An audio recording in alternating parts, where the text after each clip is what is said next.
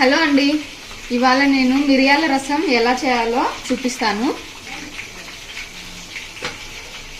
చూడండి, జీలకర్ర, మిరియాలు, కరివేపాకు, 2 తుంచిన ఎండుమిర్చి, కొత్తిమీర, రసం పొడి. చూడండి, మనం రసంలోకి కావాల్సినవి తీసుకున్నాం కదా. ఇప్పుడు చింతపండు, టొమాటోలు ఇలా బాగా మెత్తగా పిసికి పెట్టుకోవాలి.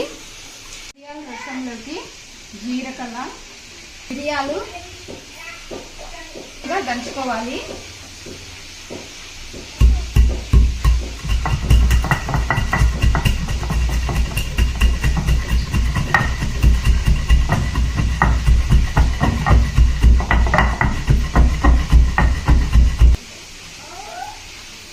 తెల్లగడ్డలు వేసుకోవాలి.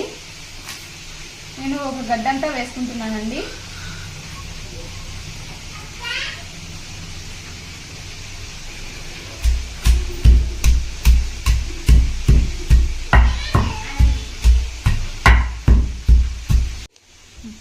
ఇలా ఉచ్చిపచ్చిగా దంచుకోవాలండి. తర్వాత కరివేపాకు, ఎండుమిర్చి,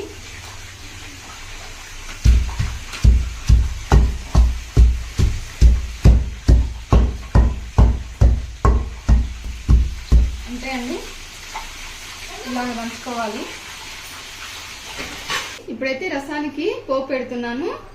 ముందుగా ఆయిల్ వేసుకోవాలి. ముందుగా తీసి పెట్టుకున్న మిరియాల పొడి ఇందులో వేసుకోవాలి.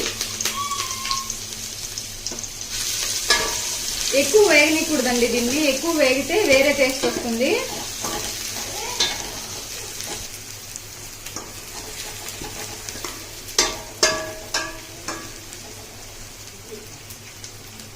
తర్వాత కొత్తిమీర, రసం పొడి,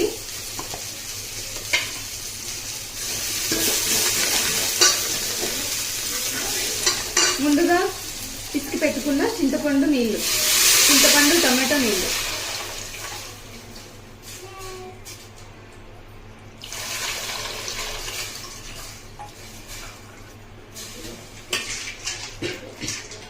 చూడండి, నేను 1 స్పూను ఉప్పు వేసుకుంటున్నాను. సరిపడా వేసుకోండి, నేనైతే 1 స్పూన్ వేసుకుంటున్నాను. దీన్ని పైన పొంగు కట్టే వరకు మాత్రమే ఉంచుకోవాలండి. తర్వాత ఆఫ్ చేసుకోవాలి. రసం ఎక్కువ ఉడికితే బాగోదండి, టేస్ట్ మంచిగా రాదు. కొంచెం పైన పొంగు కట్టే వరకు మాత్రమే ఉంచుకోవాలి.